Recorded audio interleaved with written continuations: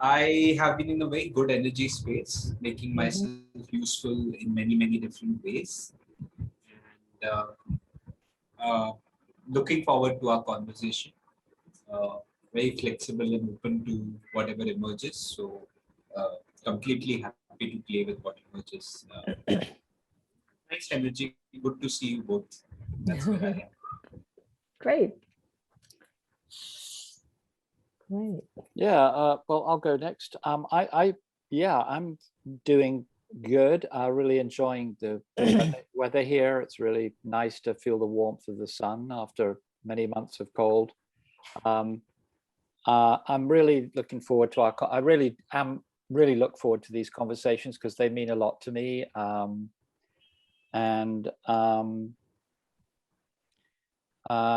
Yeah, I was thinking that perhaps we could obviously talk about we have already spoken a bit about the colonial history that we both share, and in a sense, but I thought also, I mean, that I think is really would be great to continue with that, and also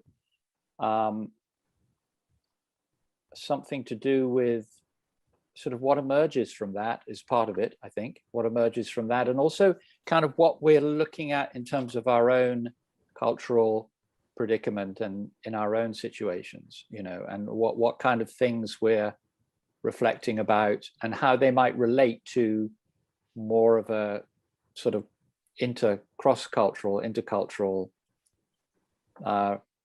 dialogue. Great. Okay, well, I'll go next. Yeah, I'm also really, this is great. I'm glad it wasn't too long a gap. It's great to come back together. And I'm also looking forward to it. I'm good. I've just ending this kind of retreat time, really, but it's been, in terms of writing, it's more a writing retreat. It's been really productive, and still got a long way to go, but it's just, I've so much appreciated having the time to really meditate, go deeply, and think about, just think about things, so particularly things I'm writing about. So that's like a precious, precious space. And just like Mumbai, London is really busy. We're really busy. We're very involved in a lot of things, which is great. But it also is great to have this time alone. And completely, I'm just out in the country. There's not even a village nearby. And I've just, yeah, it's been very good. So, and it's also made me reflect, part of my reflection, whatever I'm writing about, it's very interesting. Part of it always tends to end up looking at cross-cultural ontologies and different ways of thinking about things. And it just seems to enter into whatever I'm doing. So this is great. I'm really glad that we're having the time together. Three are done, so I'm the only one left, I guess. Somehow it reminds me of one of the scary nursery rhymes, one of those Agatha Christie novels. I'm the only one left. I always have like 111 going off. I'm feeling good about the conversation that's coming up. Quite excited. I was sadly missed it last week because it sense of continuation, as the break becomes quite a bit. So that, and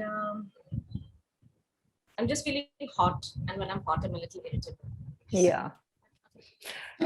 Don't blame you. We are far from that problem of being irritable from the heat. we can be irritable for other reasons. I know. Abhishek and my daughter Ananya have to always take care to tread softly around me. Right. Great. Good. Wow. All right. So.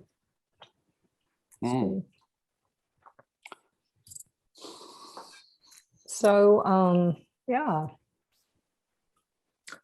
I was thinking since our last call, Abhishek, you had your experience. You talked about it before we came on during our last call, but you were going to present. You presented, I think, since then at I've spoken to Elizabeth, actually, she mentioned it, Yeah, the Integral Conference. And anyway, I was just curious if any thoughts came out of that in relation to what we're talking, or not. Maybe not at all, but I thought maybe that'd be some way to start because it just happened. Yeah, sure.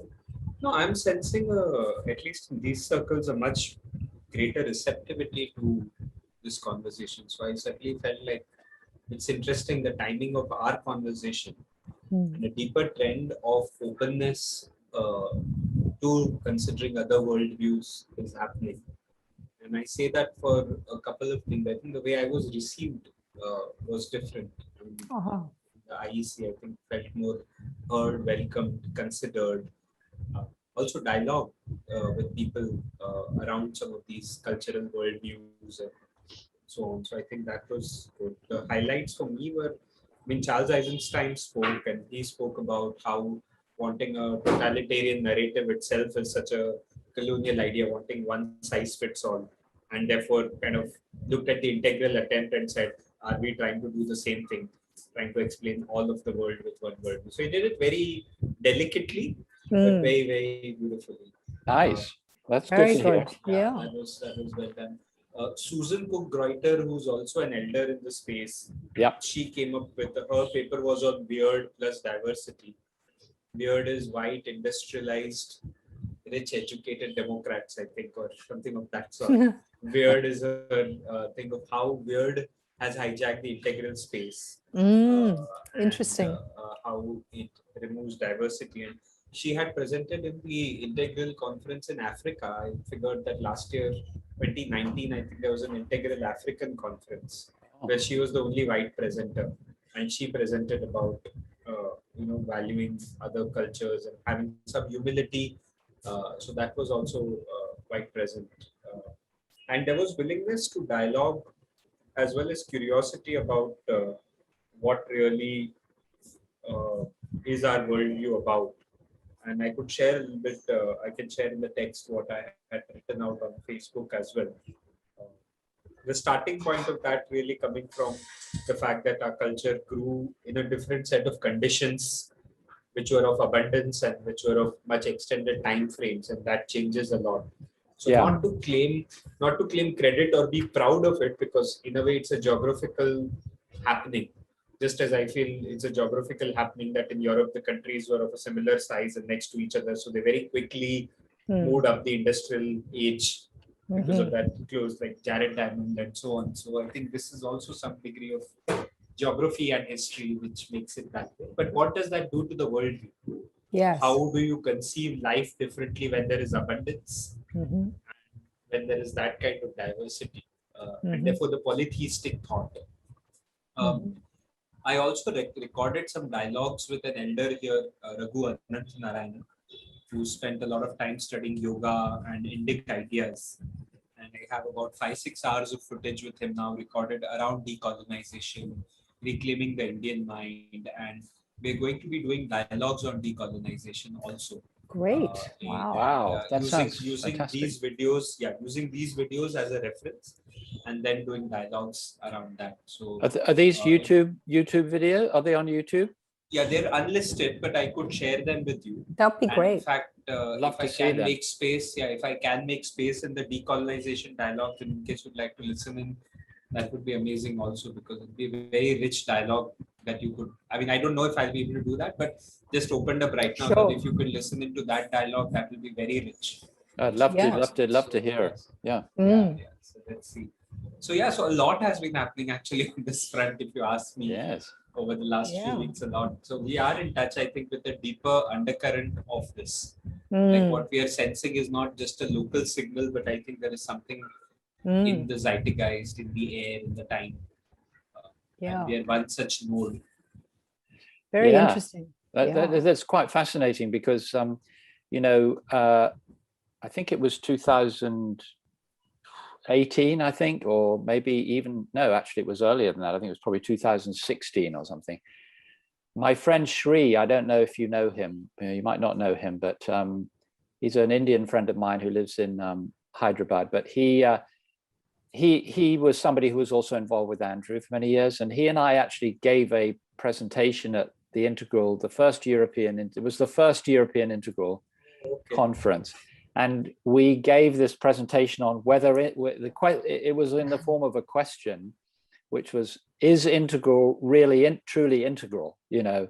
Nice. And it very much revolved around the fact that, you know, Eastern forms of thinking, you know, did not seem to be really included other than in sort of Ken Wilber's sort of translation of them, as it were. It's just really interesting to hear, you know, that there's obviously been quite a shift, because at that time, it definitely was very different from how you just described it now. And so that's really, really good to hear that progression is happening. I mean, like what you were saying about the Charles Eisenstein talk, it's really interesting. And Abhi, one thing I wanted to ask you, this thing about abundance that you mentioned, I think is a really fascinating thing. And I mean, is that something that you brought up in the conference, or is that was just something that you have been thinking about? Because it strikes me as that's a very interesting perspective. I mean, that I don't think is often talked about, you know. I think it's probably has a lot of truth to it. And this relationship, you know, the relationship between abundance and worldview, you know, what is that relationship and how does that work? I think it's a really interesting question, actually. So I did not get a chance to present it with my paper, present it with what I was presenting in the conference, but later in the closed group of the conference, I typed out some text. Let me see if I can pull it out anyways. It was just as a reference. But yeah, so that was more in that. So you can keep sharing. I'll just pull it out. Yeah. So it was in that context that I. Yeah.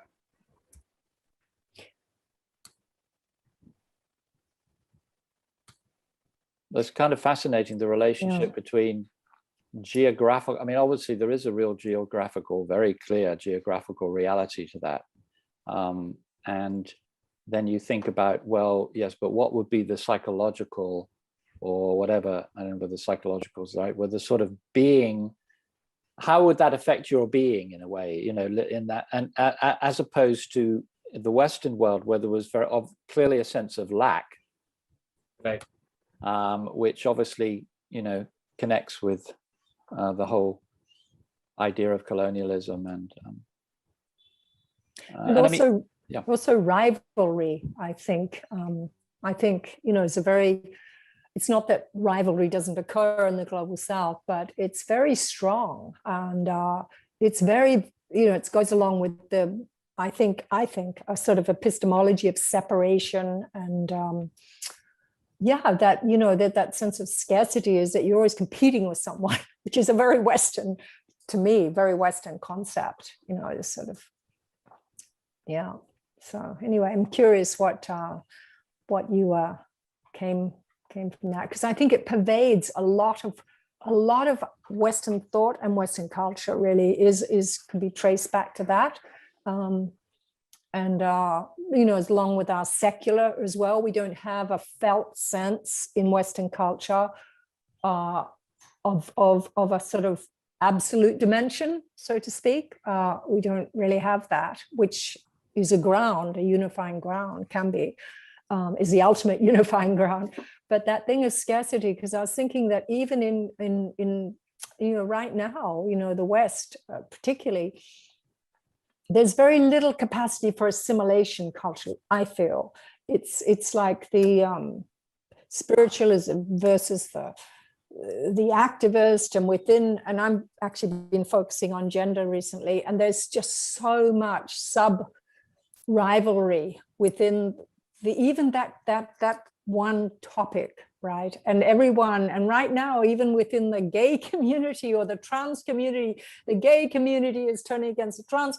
I mean, it is unbelievable. The more fragmented we get, there's usually, instead of being able to conceive of all this as a broad tent where there's room for everyone, and actually more than room, we could actually support each other, it tends to fragment, and in that fragmentation be rivalrous. And I'm curious about this idea of scarcity, whether deeply that's what we're always doing. You know, someone else immediately sort of imposes a threat, even though there doesn't really make sense, really.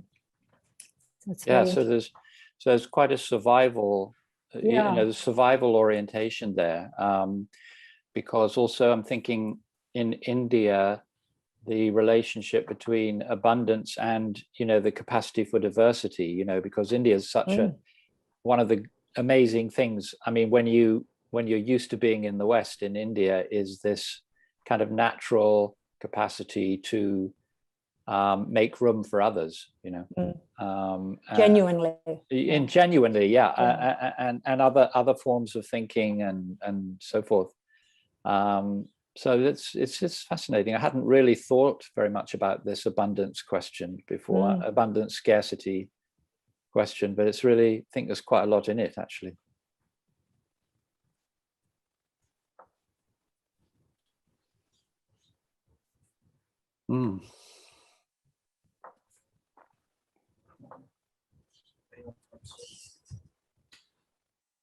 My thoughts, which we've also discussed, just the area that you come from, and even what sort of language forms in that area has been fascinating to me. For example, the German language, and then how that changes thought, and the language is like that, or Chinese. I've always wondered, how does language develop in a particular area, and then forever changes thought? Because some of the West's greatest philosophers, educationists, came from that Germanic, Austrian sort of background, and Chinese thought. I mean, other than like filial respect and responsibility, and considering parents as gods, which is very Chinese and very Indian, and those kind of similarities. Other than that, I don't know how many similarities there are between China and India. I don't know. And then Russia, of course, is a whole different ball game. And when we start moving a little westward, ahead of Pakistan and all, there also it's different. So that's area abundance, but then language also. Yeah. Language. Something came from the earth or from that area that made people start talking that way. Interesting. Yeah. That's interesting. I feel it. Can you say more about that, Suruchi? I'm just curious. I have a very non-scientific kind of cuckoo explanation of it, because once when I was in a deep sort of trance-like state, it happened to me a few times in a meditative thing. So I was in this sort of vortex, and my strange languages started pouring out of me. This happened for like a year or two. Wow. Yes, so it was, and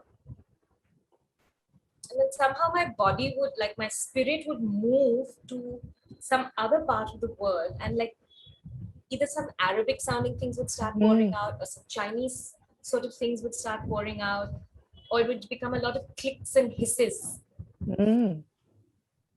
Wow, how amazing. So what do you make of that? I mean, then when I sat with it, I was like, this has definitely got to do with the geography of the place. Okay.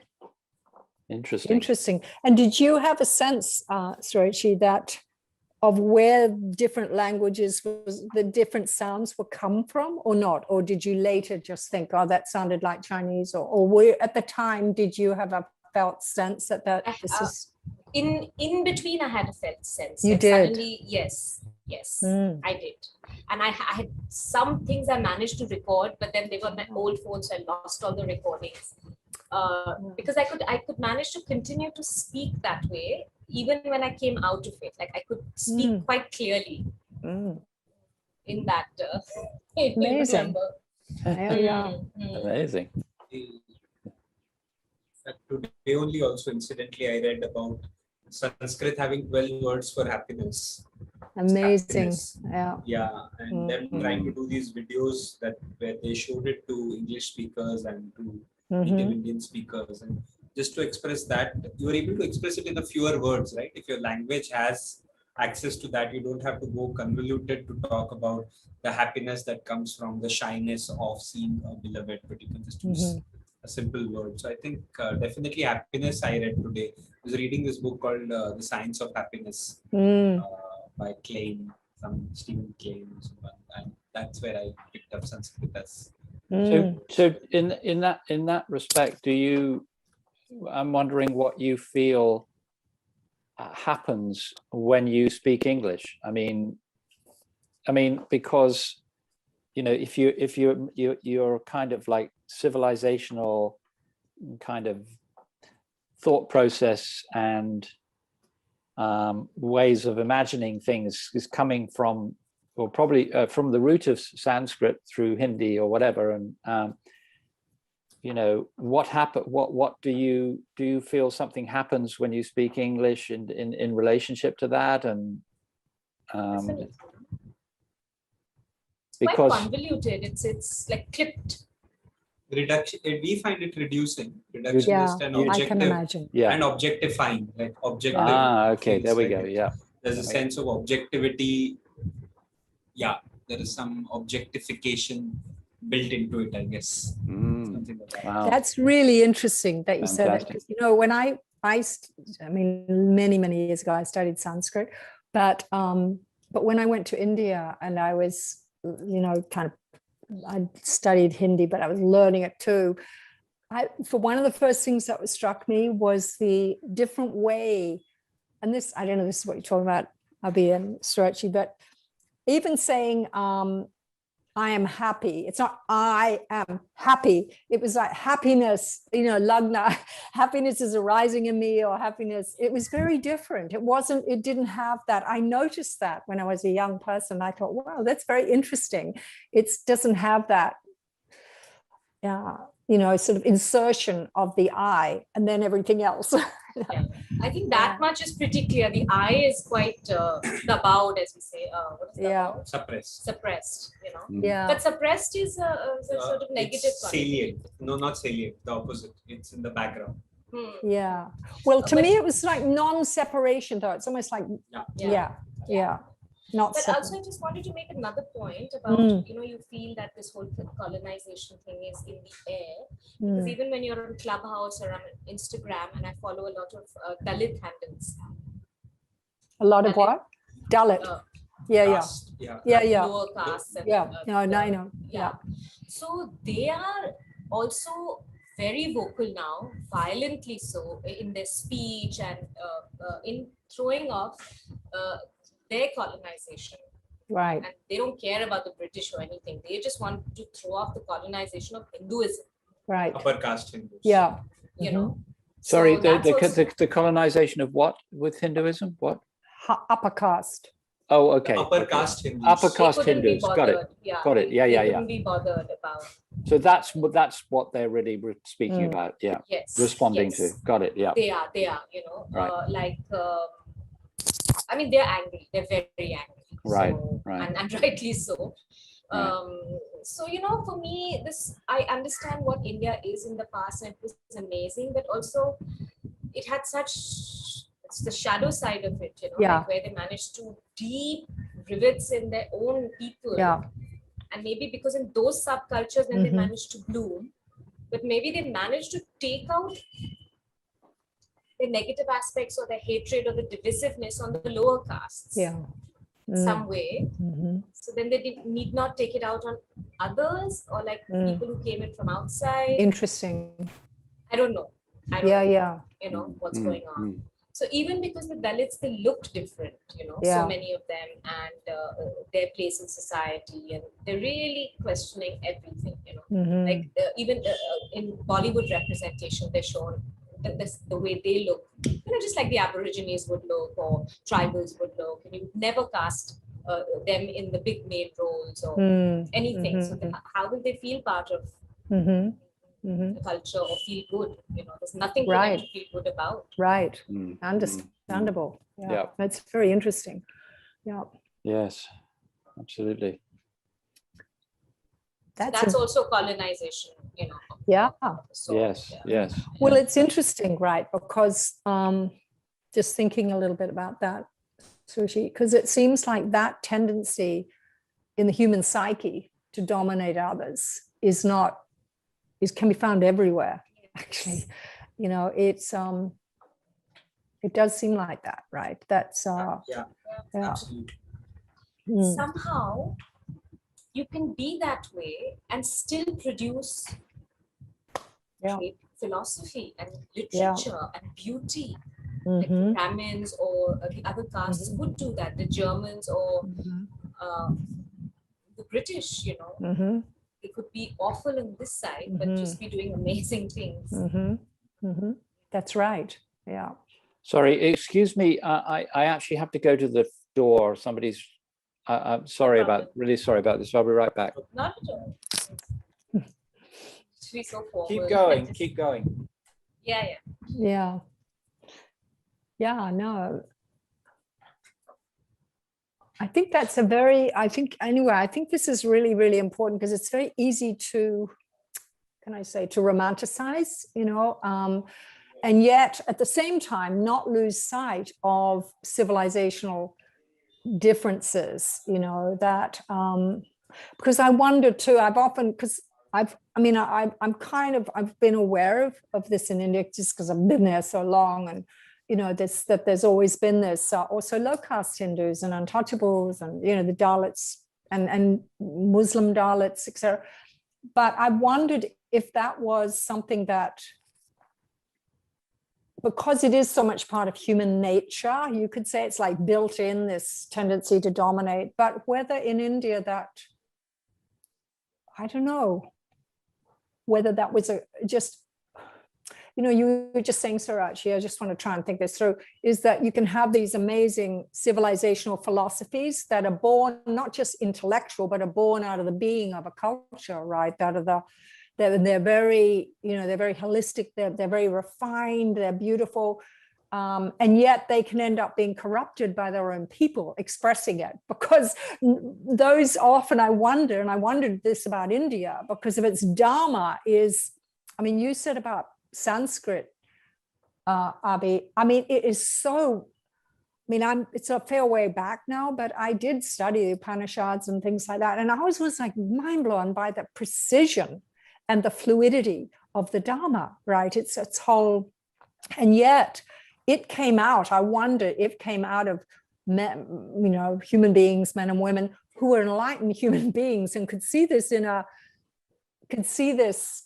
realization in terms of culture, in terms of how it could be and what it would take. But actually human beings, because we're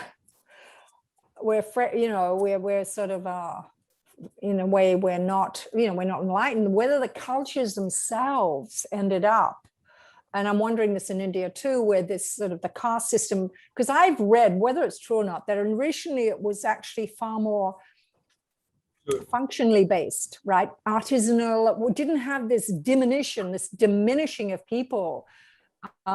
It did always have a serf caste. I mean, it sounds like Sudra, but I'm wondering if that came because it was a corruption of just the nature that very few civilizations, the actual populations, can articulate or live the deepest truths or realizations of their culture. I don't know, if that's, kind of. I would say that in India, access to, while the Brahmins, the upper caste, claimed access to knowledge and access to God and so on,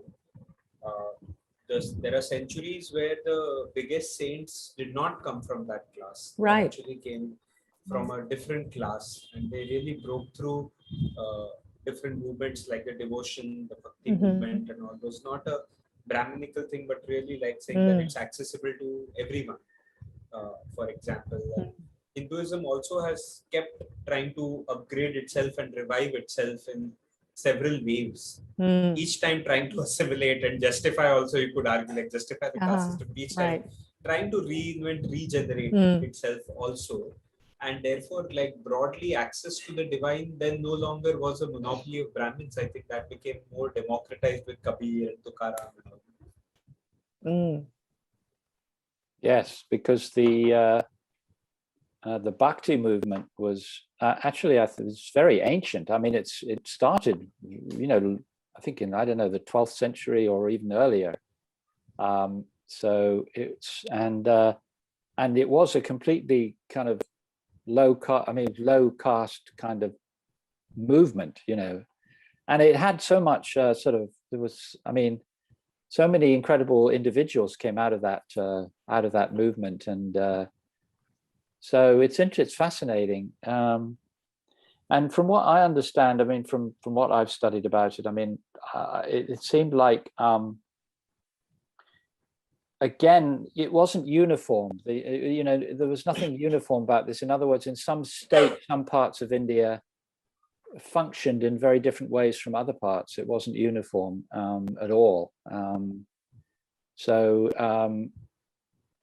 It wasn't like sort of run by the Brahmins necessarily. It depended on the different, but obviously that, I think, did develop over time, as far as I can make out, because but I think the point that Mary was making is also really interesting about how, just human ignorance and human, incapacity to hold something as profound and subtle as the thinking that came out of India over time, is also inevitably going to happen somehow.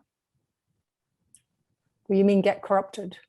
Yeah, get corrupted and lose its kind of vital force, which it obviously had at one time in an extraordinary way.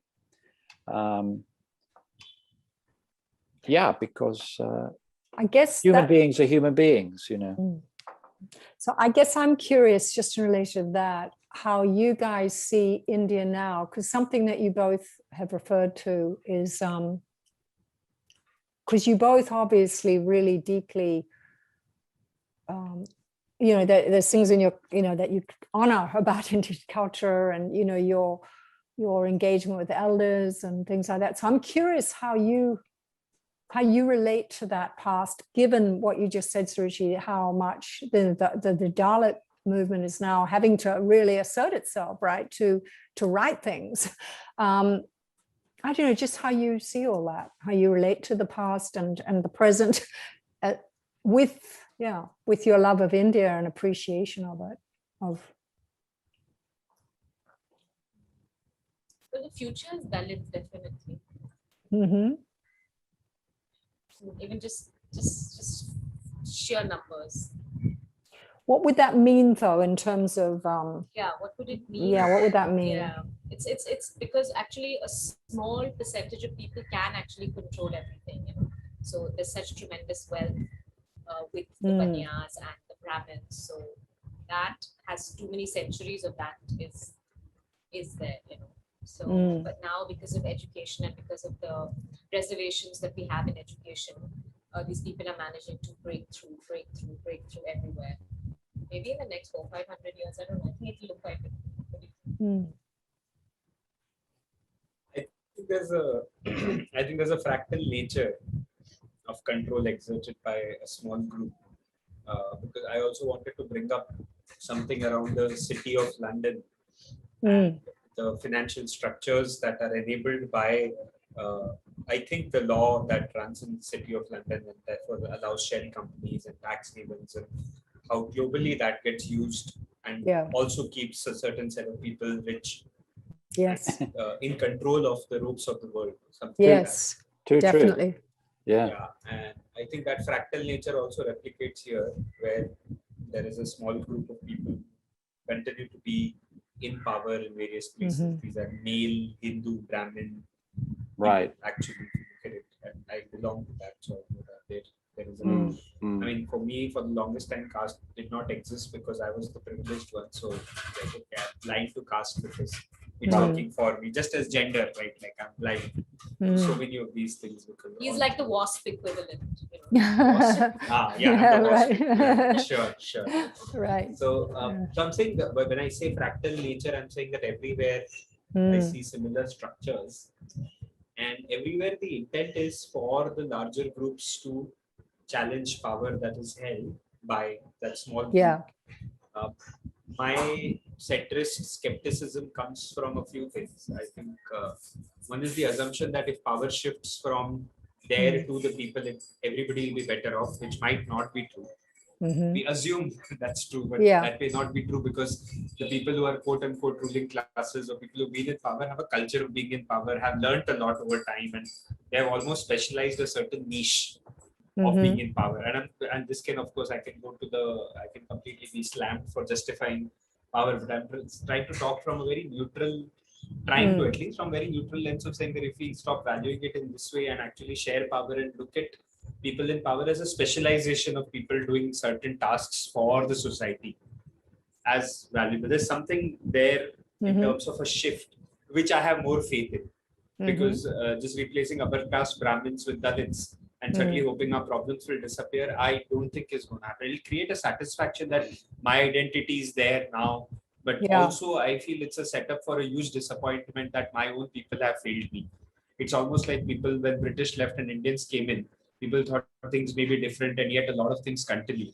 Just replaced one with the other. So there is something deeper here, which to me has to do with the fundamental structure of power as we have designed our societies, and that needs disruption.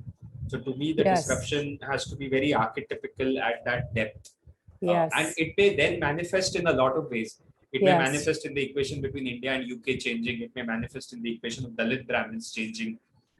But the place to solve it, to me, doesn't seem to be at the surface. It seems to be going deep into the structure and then seeing that this is happening everywhere. And if we disrupt it, then the manifestations will start healing. Something like that's my position there. But coming back to the question, which was history and how we look at history. I don't know, one believes in the cyclical nature of things, you know, somehow the great civilizations and the glory of the past, and then the hubris, and then somehow just the natural order of things for it to just deteriorate and not able to capitalize on that gain after a certain point, you know. Somehow every ancient civilization seems to have broken up, and you know, and it's a mess now. In fact, those civilizations which were amazing, maybe I mean, it's my dream to go back into the past of India and see what it was like. You know, can you imagine?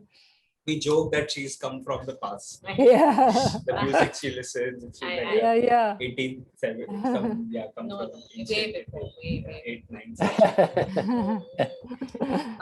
You know, and then I wonder, but then like countries like America or like all the Scandinavian countries or wherever, like how much more will they sort of move ahead before the same thing starts happening over there? But somehow I can't even imagine it. I can't even imagine that disintegration or the complete rotting of culture and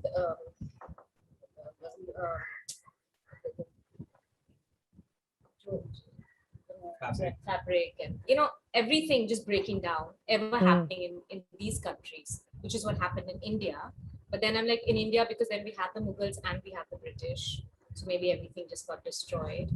And is there any such place left where you could actually see what would have happened without that sort of intrusion? But like a great culture to begin with, you know. I don't know whether that's there anyway. So I just wonder. I wonder if then some of these Western countries will also go through that. Oh, I think so. I think they are, to be honest. I think we don't always see it, but I mean, for America, for example, I think it's going to have serious problems. I think it is rotting. I mean, just to speak about that, even if we think of it as, you know, it's very strong economically, but it really suffers from what you said, Abhi, about small group holding. I mean, really extreme now, and they have global power. So there's that problem, but the gap between that and everybody else is getting huge. And just like, we often don't hear about it, but like COVID, I mean, there are millions of people who are unemployed in America. And apparently I heard from a friend on the West Coast, it's like tent cities of homeless people that weren't there. So it's, we don't hear about that so much. But I think that the even the system of democracy, which was so carefully put together, and America has a constitution, Britain doesn't even have a constitution to work it all out. It's getting eaten from the inside right now by the GOP.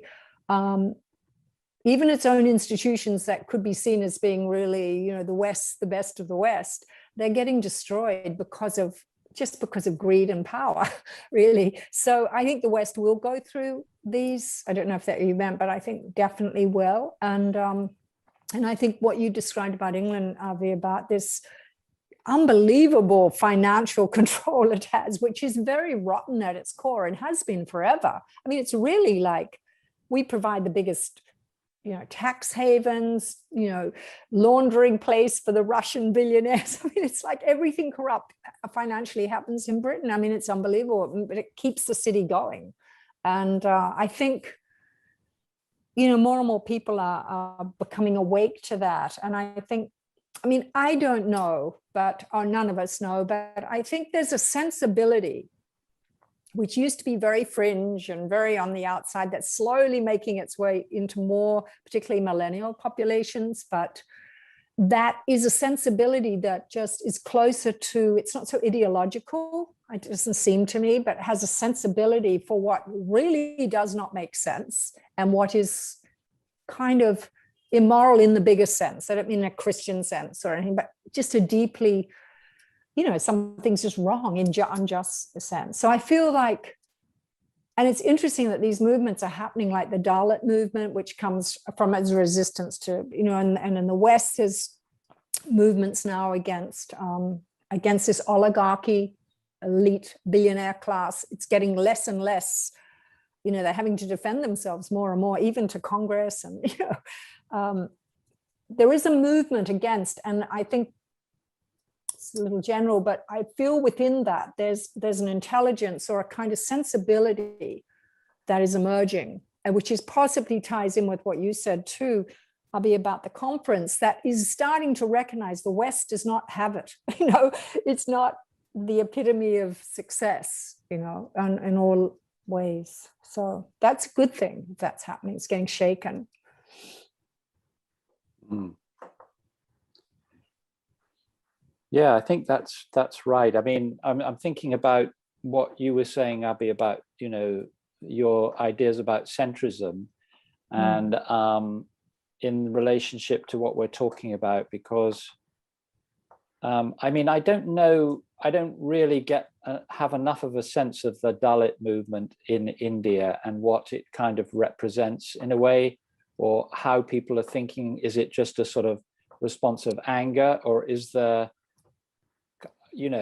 are the kind of other ways of thinking that are being kind of promoted, or is it just a response? I mean, I just don't know enough about it, but obviously there's a big culture war in the West between the left and the right, and the left has got into a lot of trouble of late because of so-called, wokeism, which is a real thing, which I'm sure you know about.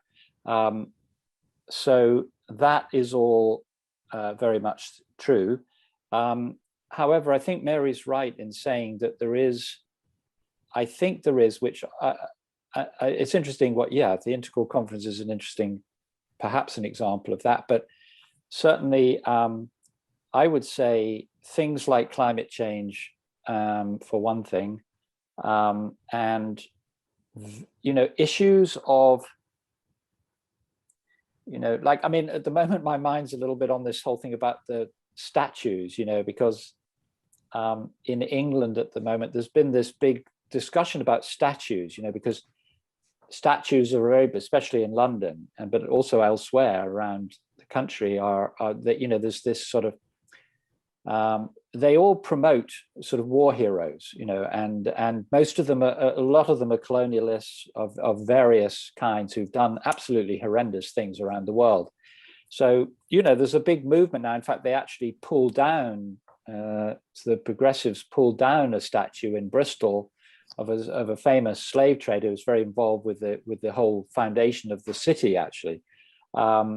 so to me, that's kind of expressive of some kind of, it actually goes quite deep, I think. You know, it's a kind of, it's an expression of something of the sort of grosser aspects of, just like what you were talking about, the City of London. I mean, is another good example. These kind of grosser aspects of power and privilege. You know, that there is a kind of there's a kind of gut response emerging to. But also it's not just a kind of anger. I think there is also there is a response to there's a search for a more holistic way of looking at the world, and climate change is obviously a big, you know, the climate change movement is a big expression of that. So for me in the West right now, the progressive movement is in a kind of interesting place because there are there's some fantastic thinking going on, you know, which we're very good at in the West, as you know. The sort of cognitive apparatus is alive and kicking, and, you know, we're really good at that stuff. And some great thinkers are coming out, but which is all really good, and lots of, you know, alternative maps and theories and structures and systems, you know, et cetera, which is all really good stuff. So, I mean, I think that is all really important. I think the thing I'm kind of conscious of is that that mostly in the West, though, the spiritual dimension is something that we don't really know how to deal with, particularly in Europe. In America, you know, spirituality generally is more acceptable because, you know, various forms of Christianity have actually been kept alive in the US. But in Europe, you know, postmodernism has had a massive impact, you know, I mean, so it's hard for us, I think, for the progressive movement the progressive movement's very wary of spirituality, you know, they're very wary of its connection to totalitarianism. And so there's a lot of kind of treading very, very carefully in that area. And I think it's something that, I mean, and now this is sort of really talking about the West now. So because there's a lot that I don't know about that's happening with these movements, how the Dalit movement relates to the progressive movement in India, you know, et cetera. Those kind of questions I just don't know the answers to. But certainly some of the issues here, I think, are, for me, to do with, you know, how do we articulate something deeper that's, okay, holistic is one thing. I mean, a lot of people looking to indigenous ways of looking at the world, which is obviously very much relates to climate change, the earth, et cetera, really, that's all. But in terms of, you know, deep spirituality, a deeper spiritual context, I think that is something that we still haven't really, we don't know really how to go there yet, is my observation. Anyway, there's rather a lot of different things I'm saying. Well, I'm just thinking out of that, Steve. I'm just trying to think about being Suruchi. If there's a question in that because it seems to us, and we might be wrong, that India has obviously got, like you described, these issues as well, and from the billionaire class to the Dalit movement. But there does seem to us anyway, that you have a living spiritual heritage that could, or seems to be, even from the work you guys are doing, informing more contemporary, like how do you respond to all this, right? So that's my question, I guess, to you guys, because I think we have, like Steve said, more difficulty because we don't have that so easily, you know, in our cultural psyches.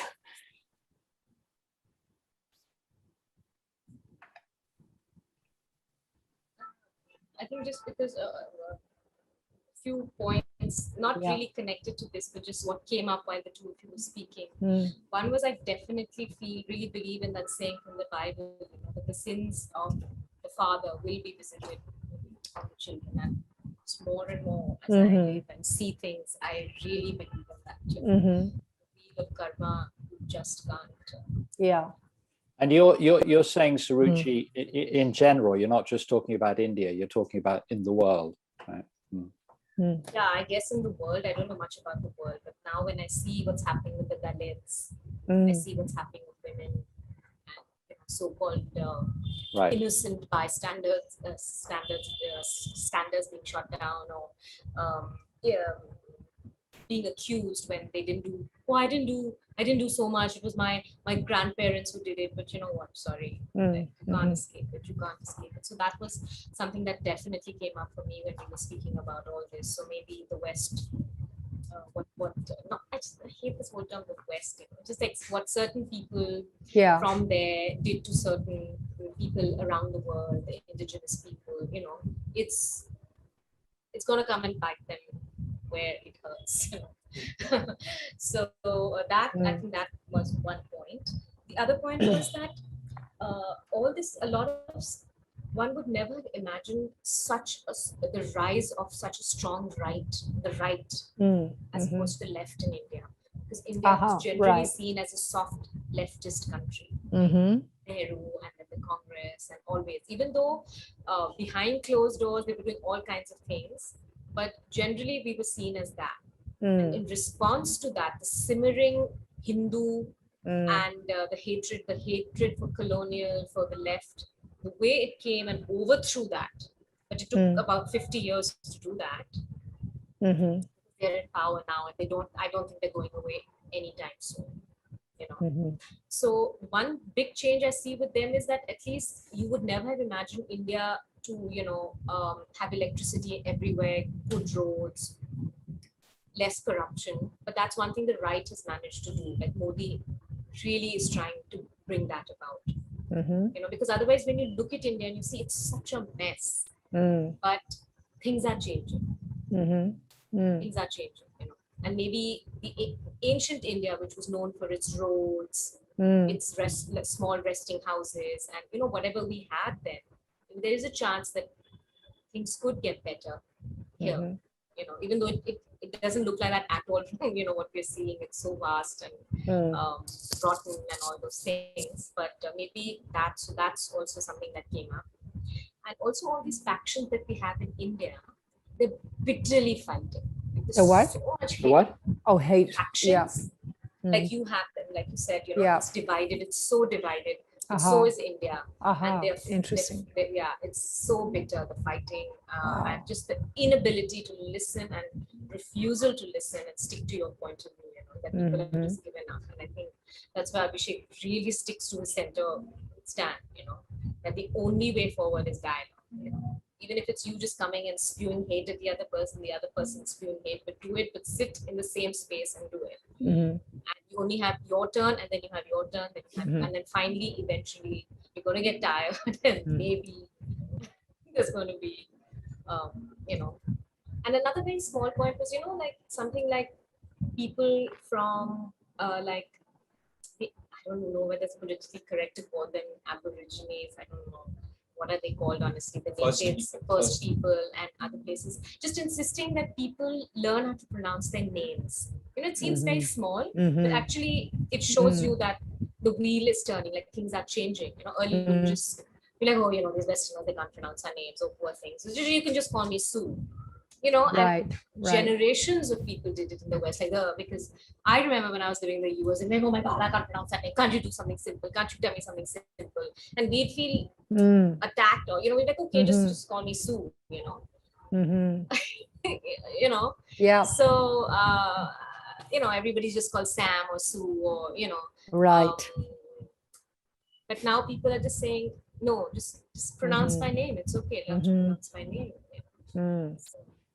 So that was just some of the points that came up for me. Interesting. Very.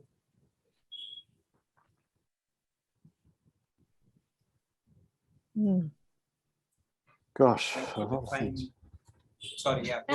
Go ahead, Abhi. Yeah. Go ahead, Abhi. Yeah. Trying to define Indic centricism.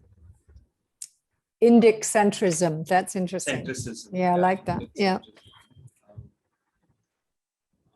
Yeah. Centrism as like Rumi said that beyond the right doing and wrong doing, there is a field. and I'll meet you there. Mhm. So there is a field where binaries dissolve, there is oneness, Mhm. shared humanity. Mhm. It's forced language in some ways. It is a space of undivided attention, a certain connection to Mhm. the spirit, and it's dynamic, it's not static. Mhm. So center not as an average of left and right, but really instead of looking at it like a center left and right, to make the space three-dimensional, Mhm. and center as a movement in these two directions, zooming out and finding the deeper essence both. So you're moving from a two-dimensional to a three-dimensional space itself. So center is breaking the frame that Mhm. has got us trapped, saying, okay, choose left versus right. Center is coming and breaking that frame Mhm. to expand the field itself and Mhm. invite people into that field.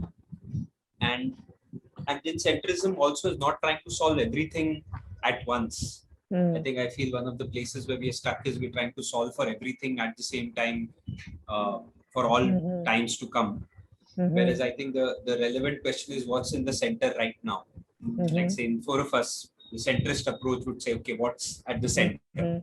Let's address what's at the center. Let's not try to address something that is then and there. Let's attend to what is here and now.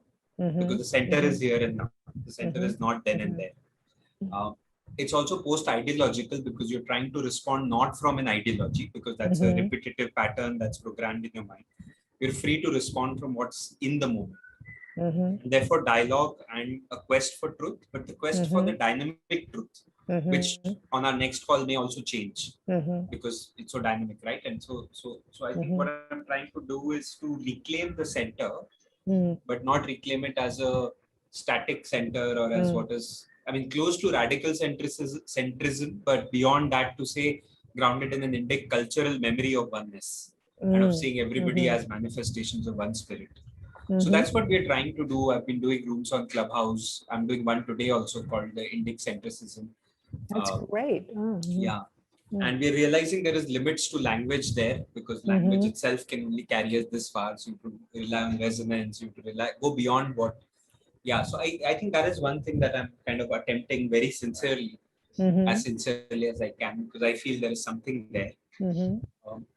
And the other thing that was coming to me was also the rate of change is increasing. I read something where the rate of paradigm shift, they were saying, doubles every 10 years now. What happens happens in a year, a decade later will happen in 6 months, and a decade later will happen in 3 months, and 60 years later will happen in 11 days. So it seems like what happens in a year now, when Ananya is 60 years later, will happen in like 11 days or something. That's the rate. And but I think it just does not mean technology. I think the way I'm reading it is deeper paradigms, ways of thinking. So things are melting, and we are in that accelerating meltingness. And I feel it is the collective interior, if I can say, where the collective exterior is becoming artificial intelligence and singularity. So as collective exterior goes, the collective interior will also deepen, right? It cannot stay as static. I was telling Sur that when women must have invented fire, it must have created great psychological safety inside also. The invention of fire is in the lower right quadrant, perhaps, as fire, but then it does something to us psychologically. Now we have fire. So just as AI is getting invented in the outer collective exterior, I think collective interior, the singularity is this churning that is happening. A churning of identities and the birthing of this connecting tissue that I keep talking about, which is people like us, right? Who are at the edge of a cultural singularity, not in a, how do I say, not a cultural singularity, but a cultural connectedness. Yes. A culturally sensing organ. And the invitation there, which I also have made earlier to others from other countries, is what is it to be you? And what is your role in the world? What does your history, what is your song? Like this particularly with friends from Netherlands, I feel like Netherlands, I feel some connection to them. I feel Netherlands has something to give to the world.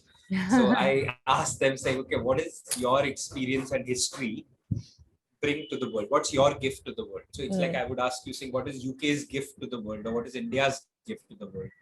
So while we're doing again one third for me, one third is my gift, India's gift, and then maybe one third is kind of the gift between cultures, and 1/3 is the global culture gift, maybe. So I'm saying that. Abhi, yeah. Abhi, sorry to interrupt you, but you're going very fast through a lot of things, and I just want to slow you down a bit here. No, it's great. It's great. It's really good. So can I just go back to the Indic centrism for a minute? So one of the things that you spoke about when we spoke a little while, a couple of weeks, 2 or 3 weeks ago now. Just talking about the center, right, for a minute. So so one of the things that I think you were speaking about is, and I think that this is very important in terms of if centrism is going to mean something other than simply, something between left and right, as it were, or between binaries, right? But if the center is going to have sort of this dimension you were talking about, right, then the individuals involved need to have a center.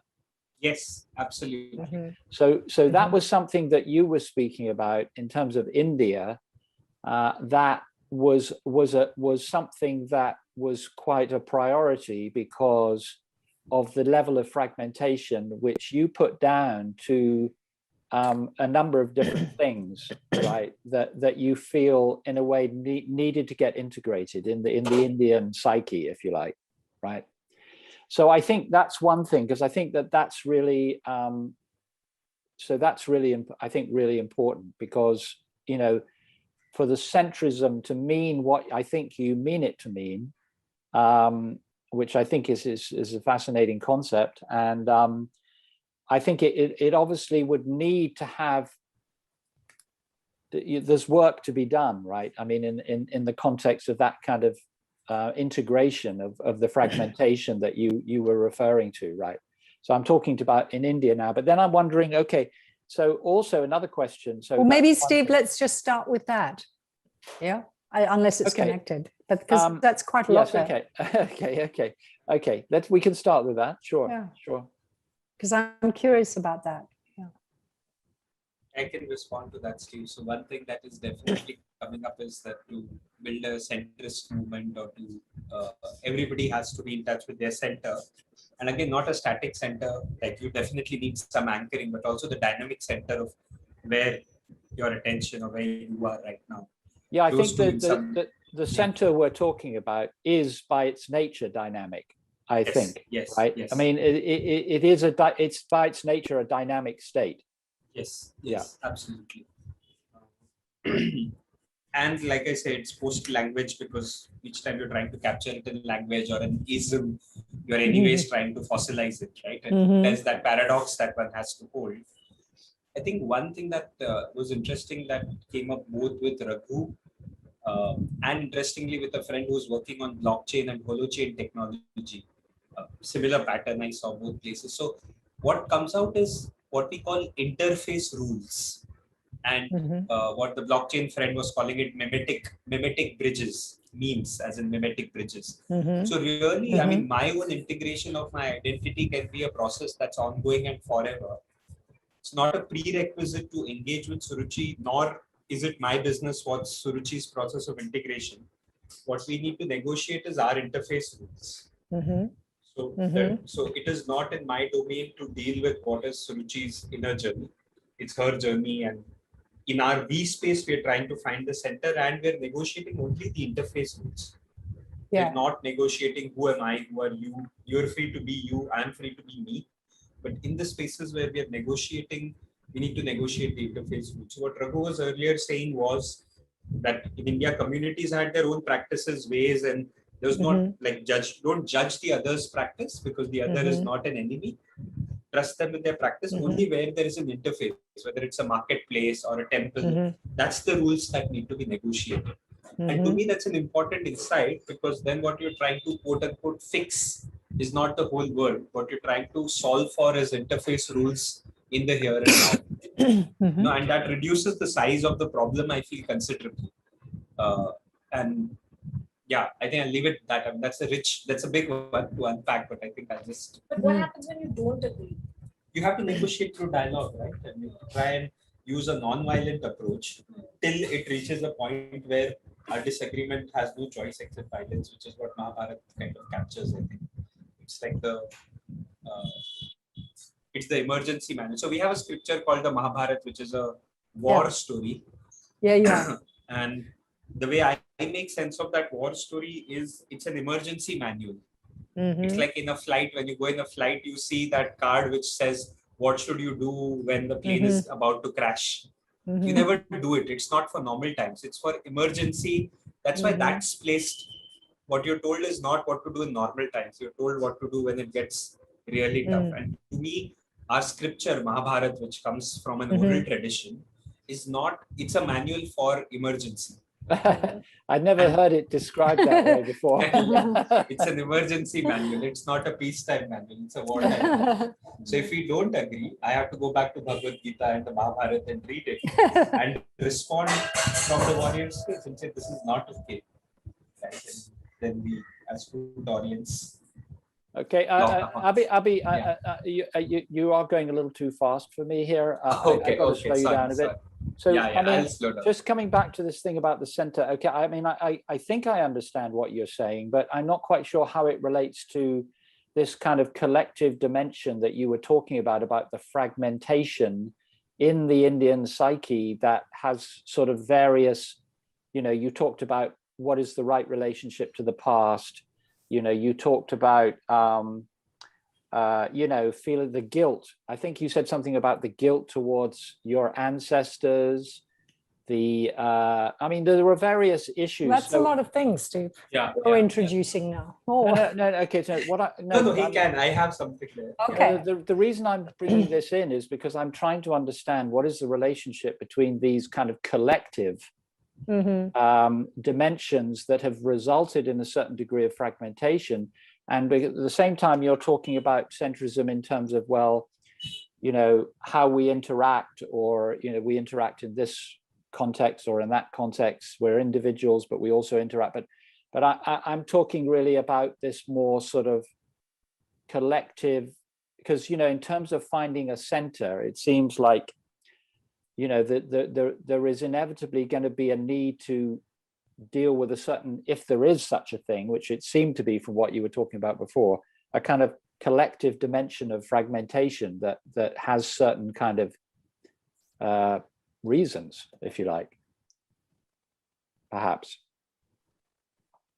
causes. Yeah, so I don't know if I get your question correctly, Steve. I'll just repeat it to just make sure. So you're saying that this still doesn't answer the fact that there are fragmentations in the Indian collective psyche and in the society. What are we going to do about that? Is that? Well, it's just that we were talking about the center, right? We were saying, okay, for centrism to have a meaning, everybody needs to have a sense of a center, right? And obviously, it's very hard to have a sense of a center if you're very fragmented. Right, internally. Yes, internally, right? So that's what I'm referring to.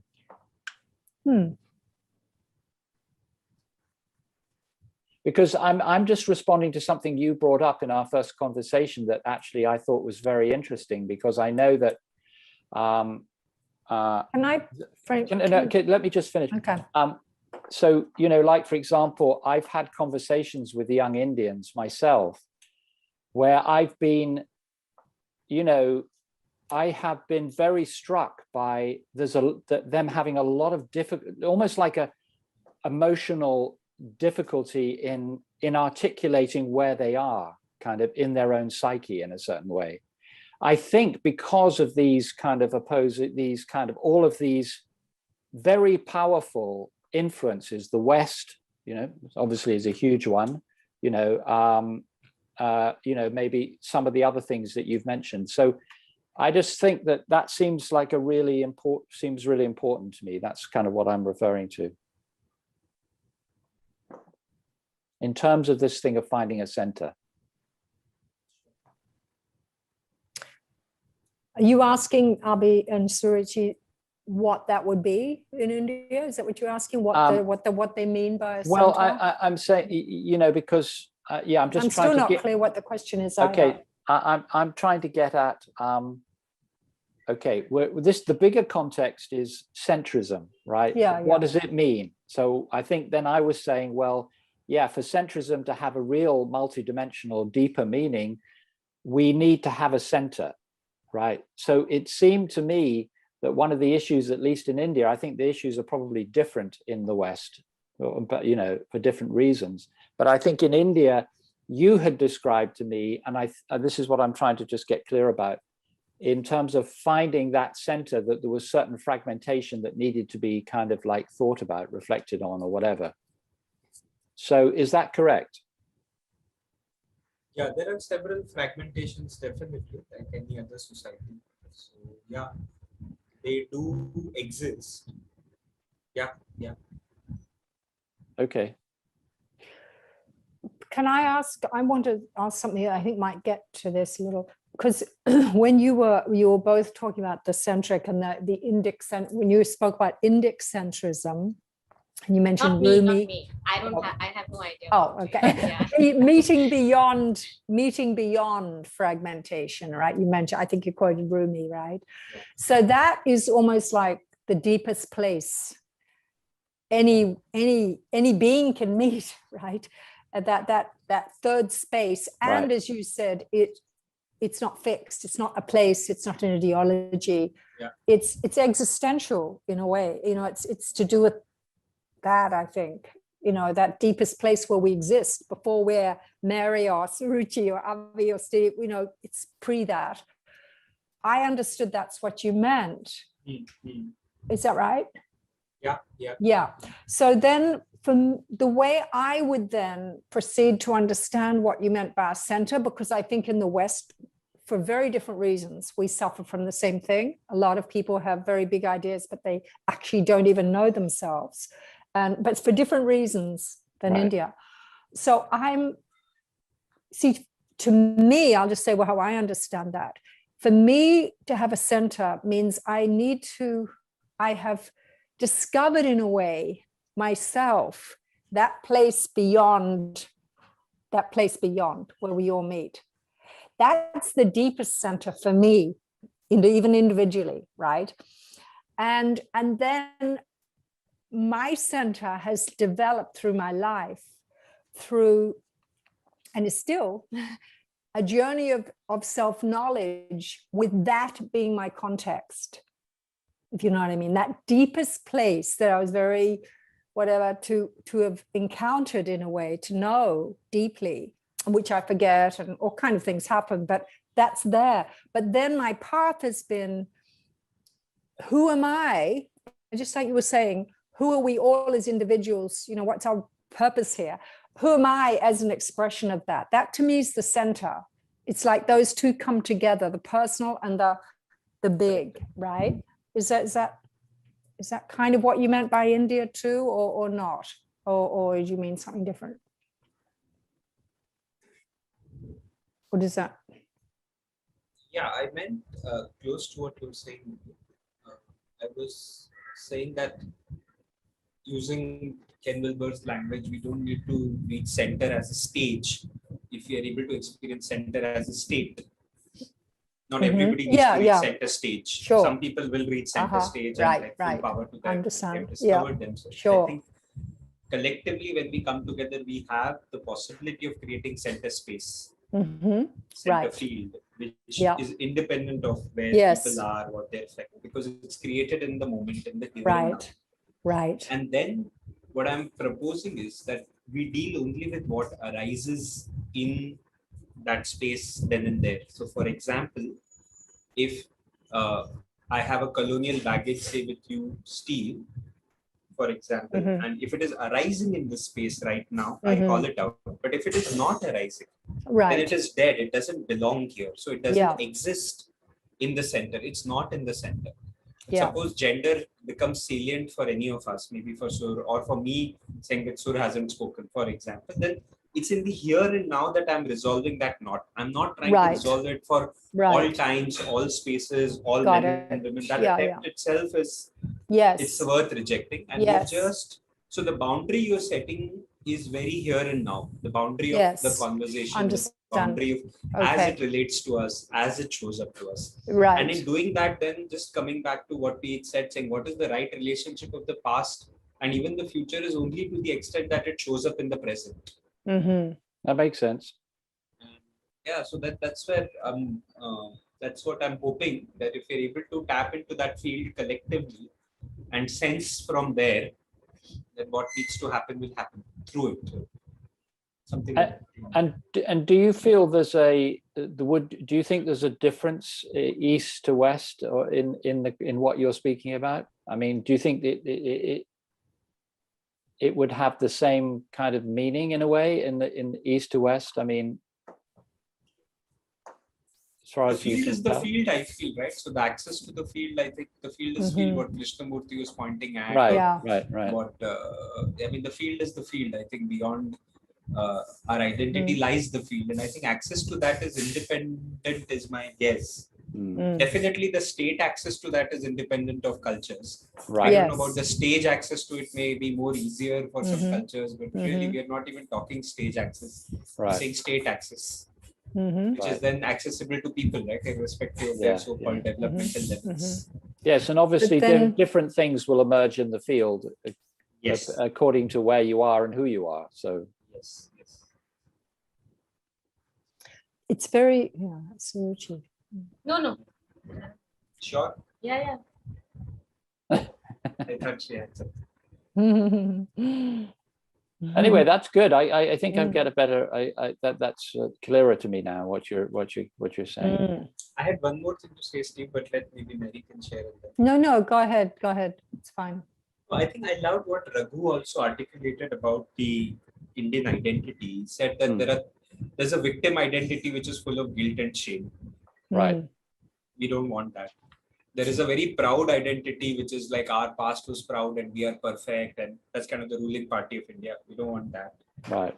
There is an apologetic reformist identity which is in envy of the West and wants to reshape India in the image of the West, with some of the people who were immediately after independence in charge of the country were trying to do. So we don't want even that. Right. So these three we do not want. Right. There's a fourth kind of space which is grounded in an Indianness, is confident but also in touch with shadows, humble, willing to dialogue, willing to live with multiple truths, not interested in dominating others, but equally willing to not be dominated and rooted. So there is a fourth kind of identity or fourth Indianness that I think is the quest to reclaim that. I think that was, I loved the way he put it, because that in some ways answers, in some way, I feel tangential way it responds to the what about the fragmentations in the society and what about issues. Right. I'll just good. come. Good. Very good. Yeah. Very good. That's fascinating. Yeah. Raghu is like, I think we spoke about him last time also. Yes, Who is he? well, Who is he? Raghu is the guy who's, him and Sashi. Sashi's his wife. They Oh, run this- Raghu. Right. Yeah, I know. Yes. Yeah. I'm starting a course. I finished his Mahabharata immersion. Oh, you did that. Oh, you did that. Yeah, Cool. Oh my God, it was incredible. Right, really? Wow. Yeah. That's brilliant. Yes. I mean, I can't imagine as an Indian to go through something like that. That must have been really Can you fascinating. imagine? Yeah, the archetypes just ring so true for us. And, Yeah, it must be very powerful, I can very imagine. powerful, very powerful. And you have like this guru, right? It's literally like the sage. You're just waiting for him to say something, and then like these pearls of wisdom. Anytime he speaks, you just yes, he just look at you and look right through you, and just say, he needs to speak a sentence or two, and he's just covered it all. So he's starting another course called Saptaswara, which is 7 words. He's picked 7 words from Indian philosophy, and each session he's going to deep dive into one word. Fantastic. Wow. Yeah. Very. Are you going to do that, Suruchi? Yeah, it's every Saturday morning, 7 a.m. to 11 a.m. Wonderful. Excellent. Wow. Yeah. It's brilliant. So it's interesting how this whole Indic thing is also growing. Oh, it sounds great. Yeah.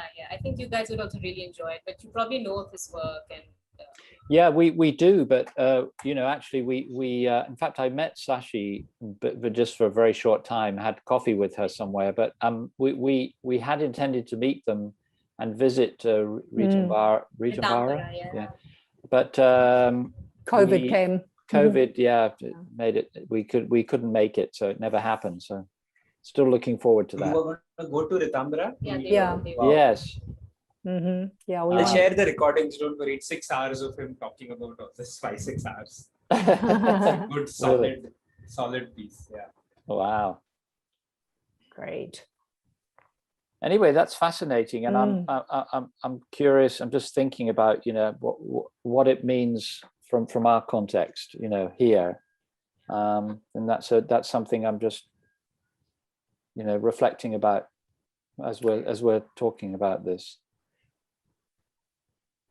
Well, I think that I just want to say that I mean, it feels actually quite full, but what you were last describing about identities for India, Abhishek, the last one that Raghu, you know, kind of spoke about, to me is what I have often felt is India's gift in a way to the world. And that sounds all very big and lofty, but I feel there's something in that, which is why I've always been, you know, had this connection to India, to Indian thinking, because it contains, there's so much room in that, right, for diversity particularly. And I somehow connect more to that, and there might be, I might have misunderstood something else. I understand the meme bridges. They feel very appropriate for the West, for Western thinking, because we think in terms of discrete wholes, you know, discrete parts or whatever. And they're generally, as we're saying, quite rivalrous. But meme bridges, you know, spanning feels really important. But it feels, and maybe they can coexist actually, a little bit different to the last identity and kind of means of approaching life in a way that you were just, that Raghu was outlining, which felt a little bit more, in a way that felt more coming from this big third space, which holds a lot of diversity that can speak to each other and dialogue. But I guess in sort of life as it is, we don't relate like that often. So therefore the meme bridges are quite good, right? It's where, you know, that to me is more the emergency technology. Because even when you were both speaking, Suruchi, you said, what happens if we disagree? At times, I can see we need to actually just compromise. We may need to build a bridge that then takes us somewhere to a third place or whatever. Or there's this other possibility that can happen where there's a field where both of those positions get metamorphosed into something other that we're both part of. I mean, there's lots of different possibilities, really. But yeah, I guess I'm just reflecting on what you're saying, really. But I feel that fourth one that you said about India, the sort of deepest thinking of India that India holds, has a lot for it, not just for India, but also as a, yeah, as a kind of, as a not as a model to adopt, but as a kind of pointing to another possibility that I think the West doesn't actually have. No, I don't think we do. No, I think that's right. I don't think we do either. And I think, I mean, I think that would be a great thing to talk about maybe in another time, one. Yeah. in another conversations, like how, because actually I do think that's what we need, you know. I mean, I think obviously, you know, meme bridges and all that is good, yeah. But I think what we're talking about here is really something deeper, and what we really need to transform society, you know. Really, I think this is what we need, and I think it's beautiful, because there's no ideologies involved, and that's the beauty of it. It's so therefore everybody's included, nobody's left out. And you know, and this is something that was understood, it has been understood in India probably as nowhere else, as so deeply, this thing of everybody's included. You know, it's a beautiful thing, and I think it's what the world is craving for, but we don't know really how to get there. So I think it will be great to just speak more about that in more depth, because I think it's just a really, you know, I get it. I mean, I think for Mary and I, you know, that is sort of what, you know, what makes life worth living, really, in a certain way, is that possibility, you know, is that what that means. You know, it means so much, and it's a deeply creative field. I mean, that's the beauty of it as well. So there's so much potential, so much possibility. All possibilities are in that field, you know. Yeah.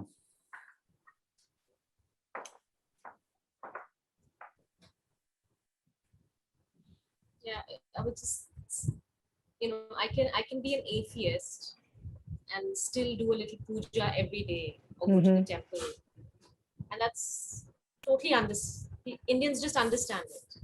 Yes. Right. Yeah. There's no, Yeah. you know, like, oh, this is not scientific. How can, like, it's just, they'll be, okay, theek hai. So, you know, they just get it. Right. Exactly. That's very interesting, though, Suruchi. It's almost like it's intangible, but that's very interesting because it's really real too, right? Yes. It points to a different kind of, just a different consciousness in a way, you know. And I feel that that's alive in India, even if there's all this fragmentation, which I totally get, and, you know, quite extreme at times, but that's there too, which is really interesting. Yeah, and it's a different consciousness, and yet at the same time, it's deeply human. It's deeply human, actually. It's just that it actually manifests in India and in a very real way, but it's a deeply human thing, actually, because it's really just a kind of allowing for everything to be what it is. I mean, it's not really anything more than that, in a sense, right? That's what I thought. I thought that was just an example of all the heavy and complex things Abhishek was saying. I just felt that was like my little example. That's why we need all of us. Thank you for that. That's why we need you. Thank you. Yes, very good. Very good. Very good. I'm just wondering if that's Yeah, I mean, I probably should. I've got actually some building going on here, and they need to kind of. I've told them I'm going to be on the phone for an hour and a half, so please don't make a racket, you know. But I think I'm probably going to have to let them kind of make a lot of noise now. Yeah, I just sort of wonder if this is a good spot to wind up, but then make our next one not too far ahead, so we can excuse me, keep the thread going. Yeah. I was thinking maybe we could just check out with the sentence or something if that comes naturally. Maybe mull over this a bit and set up something next week or the week after. Sure. Yeah, that would be good. I'm left with the energy of the conversation and the space to express some of my ideas. So You what? I'm happy with the energy of the conversation and a space to share some of my ideas. So Fabulous. feeling satisfied by that. Thank you. Thank you. I really appreciate these conversations a lot. They mean a lot to me. Thank you. So, shall we? No, Suruchi's going to say. No, I'm so sorry. No, go ahead. No, go Steve, ahead. if you want to check out and leave, he needs No, to. I was just going to. I was just going to. Go ahead. I'm just going to. Go ahead. Just today. I was just going to check out with that. I just feel really very nice. I'm left with a very good feeling, especially about you, Steve and Mary, and a sense of gratitude. You know, for just doing this. It just feels good. Great. Sure. Yeah. What about you, Mary? Yeah, no, I feel the same. I feel I really love it. I love the diversity of us, but I feel we're meeting it. There is a field that we're and it's fascinating because we're sort of, bringing different things to that field, to this field that enriches it. So I feel it's very alive, and I really appreciate it too. So I'm glad we're doing it. Yeah.